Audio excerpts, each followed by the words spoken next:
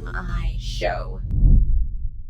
Some conspiracies have come true, right? It seems like a lot more are than ever, you know? And it's annoying. The term conspiracy theory is the greatest conspiracy itself. Totally. Because it's like, oh, people are starting to find out some truth of some evil things we did.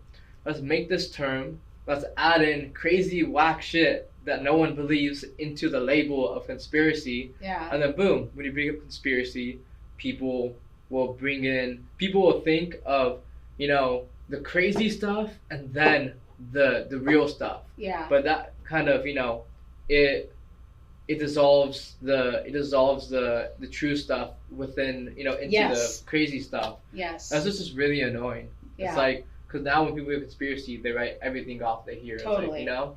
But like a lot of like, you know, the 9/11, so many conspiracies that like, there's so many things that's weird. Like the owner of the building got a huge cash out. Yeah. Because he got like terrorism insurance. Yeah. He didn't show up for work that day and he never missed work. Yeah. Like there's so many like small things. Yeah. That it's just like, wow. Do you want to talk a little bit about conspiracy? Sure.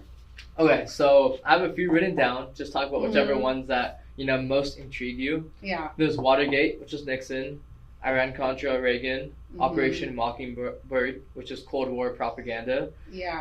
Operation Paperclip, which is the Nazi coming into NASA, and, you know, us obtaining scientists. Yeah. MK Ultra, mind control with hallucinogenic substances. JFK assassination. So, whichever ones you kind of, you know, vibe with. Well, you may know more than me about these because I mean, I know a little bit about the MK Ultra and mind control because right now I'm actually going through the Monroe tapes, the Monroe Institute tapes. Mm-hmm. I don't know if you've heard those. Oh my God, it's so fascinating. Yeah, because the Monroe Institute is still ongoing in Virginia. I wish I would have known about this when I was younger. I would have been way into this. But I think the CIA was heavily involved in using and experimenting with hallucinogenics and MK Ultra for the government. I don't know. Expand on what you know. Well, okay, so it was maybe right after the Korean War? Yeah. Okay, so after the Korean War. So pretty much what I don't know a ton, so sorry. But so pretty much we get back, the war ends and we're getting back our prisoners that were in Korea. But a certain percentage of them, more than we like, they said, no, we're going to stay here. We want to stay in Korea. And we were just shocked. We were like, why would you want to stay there? And the people who came back were a little off. And you were like, what are the Koreans doing to, you know, gain the support and attention of our people?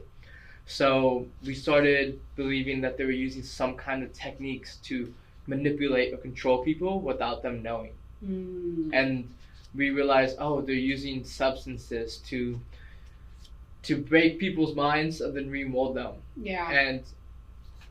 And you know, like Manchurian Candidate, like, I guess it's kind of like similar to that a little bit. Yeah. But probably different techniques. I think that was more of hypnosis, whereas for this, they were like, it's substances. Yeah. So we started experimenting with substances like LSD mostly because we thought that's what they were doing. So first, it was working backwards. It was like, let's experiment and try to research what they did to our people.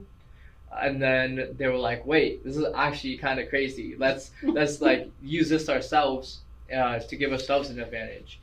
And they involved one cult that was really big at the time, and people were saying the CIA used this cult to, like, what was their name? I don't know. It's a really popular cult that they used to get people to experiment. They would experiment like at brothels where they'd get the prostitute to spike the person's drink, and there would be like a one-way mirror, so they could watch how it affected people, and they can't see on the other side the people inside. Yeah. So they did a lot of crazy stuff to understand how these substances can be used to like brainwash people, pretty much. So that was MK Ultra, and they involved so many different parties and actors to learn more about this. And I don't even know where that they are right now with it. It's probably crazy advanced. Oh yeah. I mean, I don't put anything past the government really. I used to, like I said, blindly trust my government, and I could see why people don't, right? Because they don't necessarily have the people's, you know, they're not looking out after us, right? Yeah. There's another one I actually just learned about, and it was during the Cold War, right? So me growing up, I grew up in the Cold War as well. You know, all we knew was Russia was going to nuke us, right? That's what we learned. Had no concept of why, didn't know the backstory. That's what we were told. But I just found out, like, I think in the 50s, during the height of the Cold War, that the CIA wanted to put out, particularly to Russia, what these wonderful painters that we had in the United States, right? Because a lot of like really good artists and painters come from Europe, right? So they wanted to make sure that we were showing Russia, or the Soviet Union, I should say, that we have amazing, incredible artists. And what they did was they deliberately chose artists who were like totally abstract. So they chose Pollock.